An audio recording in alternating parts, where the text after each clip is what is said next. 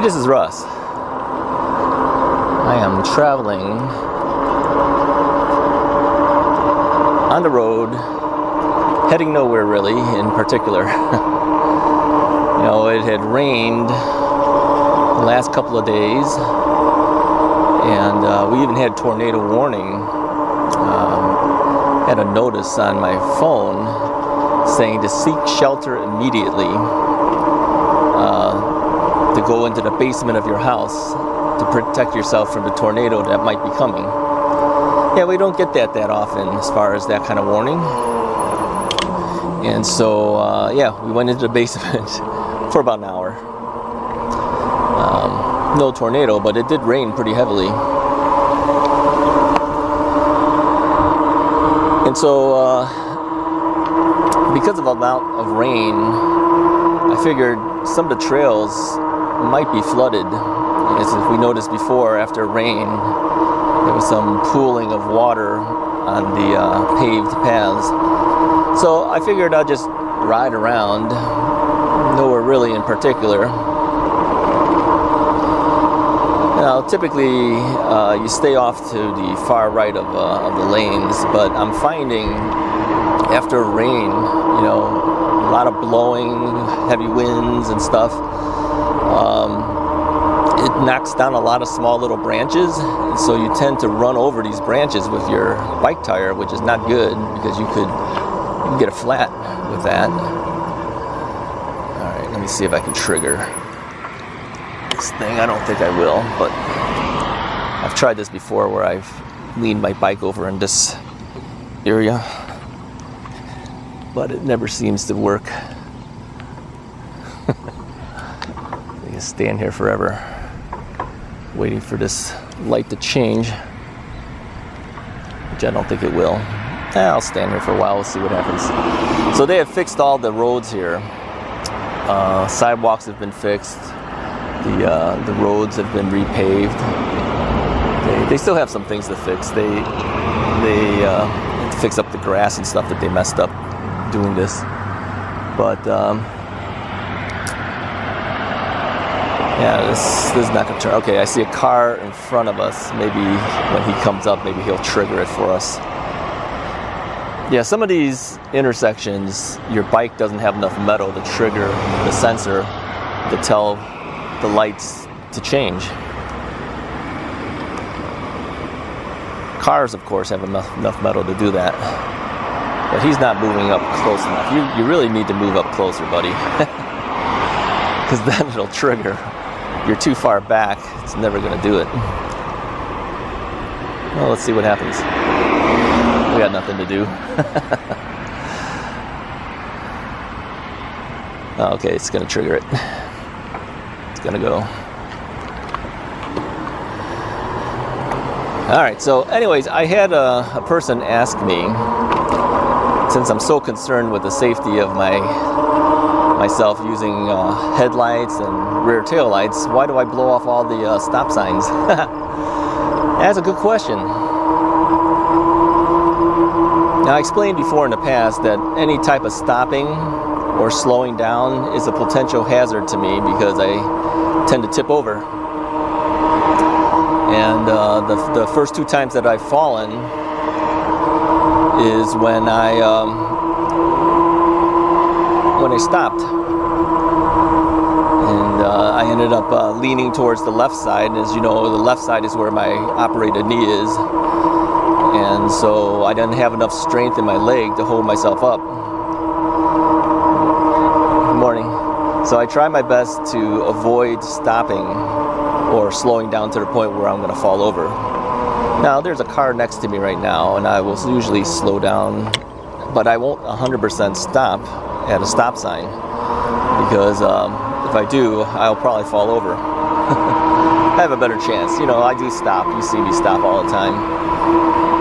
And I think out here in our area, pretty much most of the bikes that I see on the road kind of do what I do. They'll blow off a stop sign or they'll just slow down at a stop sign, but they don't usually stop. Now, technically you're supposed to be stopping. You're supposed to follow everything that the road signs tell you to do. But practically speaking, that's kind of hard to do. So yeah, that's the reason why I don't do it. If there's a car next to me, I will do it. If there's a car across from me, or coming up to four-way stop and there's cars, I will do it. But when there's nobody around, yeah, I usually don't.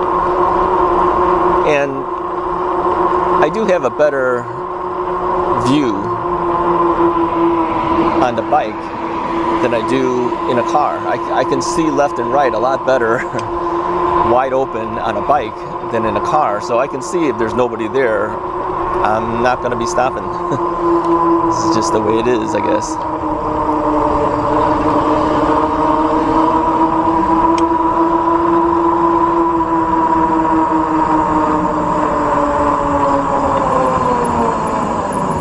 Alright, so let this guy go here. We'll go over here. So okay, now there, it's a prime example. I didn't do a full stop. Alright, kind of did a rolling stop, but the rolling stop allowed me to keep moving versus a dead stop would have been hard to do, and I had another car behind me on top of it. But I did signal with my hand telling him that I wasn't going to turn. So yeah, that's the main reasons I do what I do. I know it's not right, but you can criticize me all you want. Because I know you can't satisfy everybody, but that's my reasoning behind it.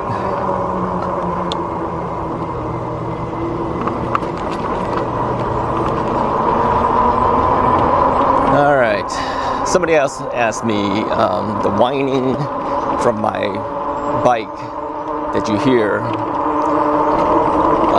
Yeah, that's the tires. All right. That's the knobbiness of the tires. And it's not the motor really that you hear. I mean, the motor does have some noise, I'm sure, but it's not what we're picking up. We're picking up the whining from the tires, the knobs on the tires.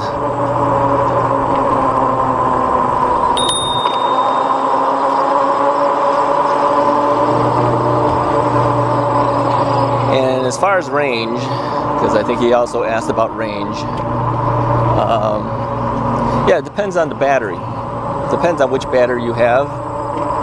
If you have the standard rad battery that comes with the Rad Power Bike's bike itself, there's a couple things that factor into range. Okay, weight, and you guys know that I'm pretty heavy.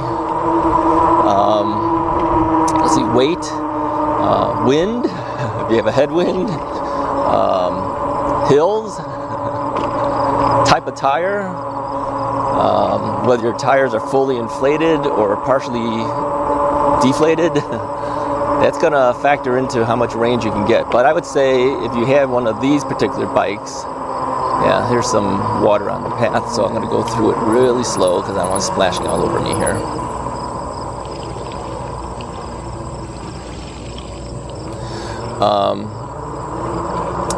Based on my weight and everything, I can get about 24 miles on the battery. Now, if you're a guy that's not as heavy as me, you can probably do better than that. I bet you'd be in your 30s, 30-something. I think they advertise this bike up to 45. Now, here's the thing. To get 45 miles range, you'd have to be pedaling the entire time at pedal assist level 1, which is the least assistance. So you're essentially riding a regular bike almost with a little bit of assistance by the motor. Then you can probably get up to 45 miles on this battery. But first off, I go up and down some hills. I'm heavier. I do throttle every now and then. I don't usually pedal on 1 all the time. Right now I'm on 3. Right. So yeah, it's kind of hard to answer what kind of range you can get. And this is the reason why a lot of people buy a secondary battery. As you guys know, I went to a triangle battery, one that goes into the triangle of the frame of the bike. But I put that on the rack, on the rear rack.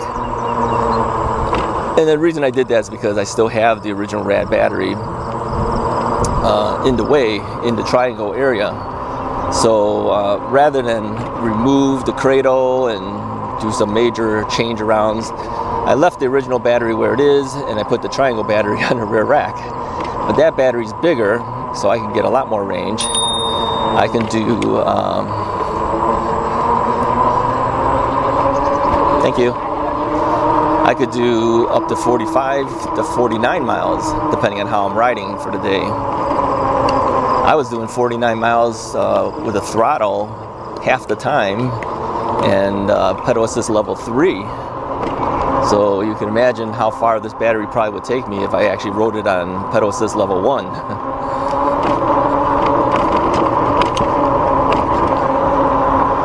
So hopefully that answers the question as to the range. Okay.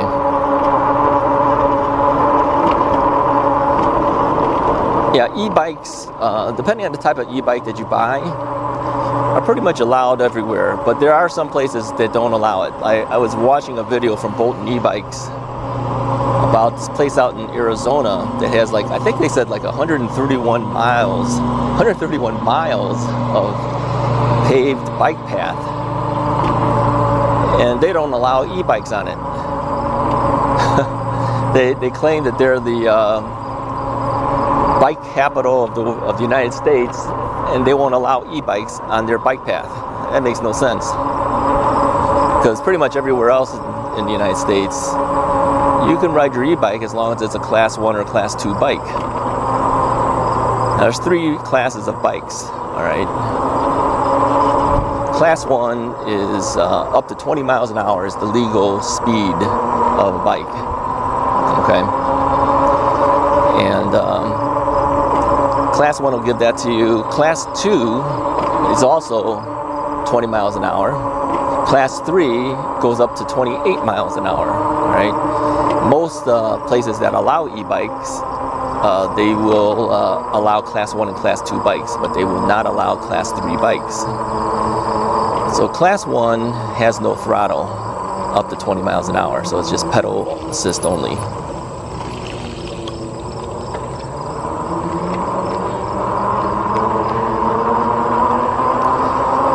Class 2 has pedal assist and also a throttle, and it's up to 20 miles an hour. Class 3 is pedal only up to 28 miles an hour. Okay, Class 3s are not allowed on many of the roads that I take. So if you buy an e-bike and you plan to ride it anywhere you want to ride it, if you stick with Class 1 and Class 2 and keep your bike at 20 miles an hour, for most areas you're probably going to be legal. But check with your area, because obviously in Arizona they don't even allow any of those bikes on their paved 131 miles worth of bike path. There's a big uproar about that. People feel that that's not right. People buy e-bikes just to get out there. Oh, you could use your e-bike if you're handicapped and you have some proof proving that you need your e-bike to travel around. And that's a pain. They said if you were rehabbing from a knee issue, you could ride your e-bike. So technically I could ride my e-bike, but they're going to say, well, you know, you've been with it for 2 years, and they want you to bring medical proof. Yeah, so the cops are going to stop you and look at your medical papers to see if you are allowed to ride your e-bike on their paths. That's ridiculous. I could show them my scar on my leg, on my knee. Would that help? I could fake hobbling. Would that help? Would that allow me? I mean, how does a cop know whether I'm suffering through something or not? How do they know? The scar would prove it, but they don't know whether you're recovered or you're not. So